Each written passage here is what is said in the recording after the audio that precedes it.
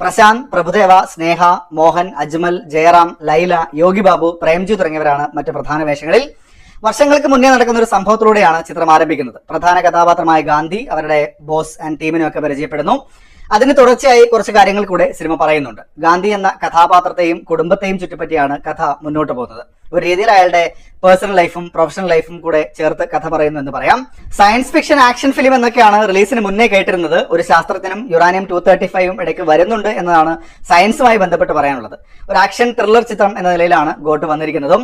സാധാരണ വിജയ് പടങ്ങളിൽ കാണുന്ന മാനറിസം പരിപാടികളൊക്കെ ഇവിടെയും അവിടെയുമായി വെങ്കട് പ്രഭു ഗോട്ടിലും കൊണ്ടുവരുന്നുണ്ട്. പ്രഡിക്റ്റബിൾ കഥാന്തരീക്ഷത്തിലും വിജയ് ആരാധകരെ ത്രസിപ്പിക്കാൻ വെങ്കട് പ്രഭുവിനും ഗോട്ടിനും സാധിക്കുന്നുണ്ടോ എന്നതും ചിത്രത്തിന്റെ പേരിനോട് എങ്ങനെയാണ് നീതി പുലർത്തുന്നതെന്നും നമുക്ക് നോക്കാം അല്ലെ. പ്രകടനത്തിലേക്ക് വന്നാൽ നിങ്ങൾക്കറിയാവുന്ന പോലെ വിജയ് ഡബിൾ റോളിലാണ്. ഗാന്ധി എന്ന കഥാപാത്രമായിട്ടാണ് മെയിനായിട്ട് വരുന്നത്. രണ്ട് വ്യത്യസ്ത കാലഘട്ടങ്ങളാണ് പരാമർശിക്കുന്നത്. ഗാന്ധിയുടെ പഴയ കാലം പറയുന്നതിൽ വിജയ് രസമായി തന്നെ ചെയ്തിട്ടുണ്ട്. ഹോസ്പിറ്റലിലുള്ള സീനൊക്കെ കിടലായിരുന്നു.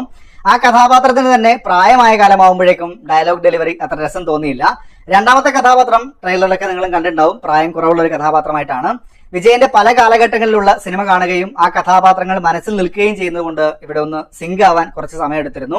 ഓവറോൾ നോക്കിയാലും ഡി ഏജിങ് പരിപാടിയൊക്കെ ഒരു ഓക്കെ ഫീൽ മാത്രമായിട്ടാണ് എനിക്ക് തോന്നിയത്. ചില ആക്ഷൻസ് ഒട്ടും കൺവിൻസിംഗ് ആവാത്ത പോലെയും തോന്നി, പ്രത്യേകിച്ച് ഹൈപ്പർ ആവുന്ന മൊമെന്റിലൊക്കെ. പ്രകടനത്തിൽ പറയേണ്ടതല്ല എങ്കിലും ആ കഥാപാത്രത്തിന്റെ ഐഡന്റിറ്റി എന്നത് തന്നെ ഇടയ്ക്ക് ഒരു ചോദ്യചിഹ്നമാവുന്നുണ്ട്. ഓരോ ഘട്ടം കഴിയുമ്പോഴാണ് ആ കഥാപാത്രത്തെ നമ്മളും കൂടുതലായിട്ട് അറിയുന്നത്. അപ്പോഴും ഈ ബിഹേവിംഗ് എന്നത് കൺവിൻസിംഗ് ആയി കൊണ്ടുവരാൻ തിരക്കഥയ്ക്ക് സാധിച്ചിട്ടുമില്ല. ഗാന്ധിയുടെ സഹപ്രവർത്തകരായ സുനിൽ എന്ന കഥാപാത്രമായിട്ടാണ് പ്രശാന്ത് എത്തുന്നത്. രസമായി തന്നെ ചെയ്തിട്ടുണ്ട്. കല്യാണായെത്തുന്ന പ്രഭുദേവ, നസീറായെത്തുന്ന ജയറാം, അജയായെത്തുന്ന അജ്മൽ അമീർ എന്നിവരും അവരുടെ റോളുകളോട് നീതി പുലർത്തിയിട്ടുണ്ട്. ഗാന്ധിയുടെ സഹപ്രവർത്തകരായാണ് ഇവരൊക്കെ എത്തുന്നത്. അവർക്കൊന്ന് ഷൈൻ ചെയ്യാനുള്ള സ്പേസ് വളരെ ചുരുക്കമാണ്, അല്ലെങ്കിൽ ഇല്ല എന്ന് തന്നെ പറയാം. സിനിമയിൽ പലപ്പോഴും പാസീവായി പോകുന്നു എന്നതിനപ്പുറത്തേക്ക് അടയാളപ്പെടുത്തുന്ന രീതിയിൽ ഒരു സ്പേസ് സിനിമയിൽ ലഭിക്കുന്നില്ല. സ്നേഹ, ലൈല, മീനാക്ഷി ചൗധരി എന്നിവർക്കൊന്നും കാര്യമായി ഒന്നും ചെയ്യാനുണ്ടെന്ന് തോന്നിയില്ല. യോഗി ബാബുവിന്റെ ചില കോമഡി സീനുകളൊക്കെ വർക്കായി. മോഹനാണ് മറ്റൊരു പ്രധാന വേഷത്തിലെത്തുന്നത്. ഒരുപക്ഷെ സിനിമയുടെ ഗ്രാഫ് താഴേക്ക് വരുന്നതിൽ ഒരു കാരണം ഈ കാസ്റ്റിംഗ് തന്നെ ആയിരിക്കാമെന്ന് തോന്നുന്നു. ഒരു പഞ്ച് അല്ലെങ്കിൽ പവർഫുൾ എന്നത് മിക്ക സ്ഥലത്തും മിസ്സിംഗ് ആണ്. ആ ഒരു ട്രാക്ക് തന്നെ അതിനാൽ ഒട്ടും സിങ്ക് ആവാത്തത് പോലെയായിരുന്നു. ഫാൻ സർവീസ് പരിപാടികളും പഞ്ചില്ലാതെ പോകുന്ന അവസ്ഥയായിരുന്നു സിനിമയിൽ. യുവൻ ശങ്കർ രാജയാണ് സംഗീതം കൈകാര്യം ചെയ്തിരിക്കുന്നത്. പാട്ടുകളിൽ രണ്ടെണ്ണം എനിക്ക് ഇഷ്ടപ്പെട്ടു. പശ്ചാത്തല സംഗീതവും വലിയ രീതിയിൽ സിനിമയെ ലിഫ്റ്റ് ചെയ്യാൻ സഹായിക്കുന്നില്ല. ചിലയിടത്ത് കേട്ടത് തന്നെ വീണ്ടും വരുന്ന അവസ്ഥ കൂടിയായിരുന്നു. ലോകത്തിന്റെ പല ഭാഗങ്ങളിലേക്ക് കഥ നടക്കുമ്പോൾ ആ ഇടത്തിന്റെ ഒരു ഫീലൊക്കെ കൊണ്ടുവരാൻ സാധിക്കുന്നുണ്ട്. വിഷ്വൽസ് മൊത്തത്തിൽ കൊള്ളാമായിരുന്നു എന്നാണ് എനിക്ക് തോന്നിയത്. VFX വർക്കുകൾ നോക്കിയാലും ഗംഭീരം എന്ന നിലയിലൊന്നും അനുഭവപ്പെട്ടിട്ടില്ല. ഈ അടുത്ത കാലത്ത് വന്നതിൽ വെങ്കട് പ്രഭുവിന്റെ നല്ല വർക്കായി അനുഭവപ്പെട്ടത് മാനാടാണ്. നിങ്ങളും കണ്ടിട്ടുണ്ടാകും തീർച്ചയായിട്ടും.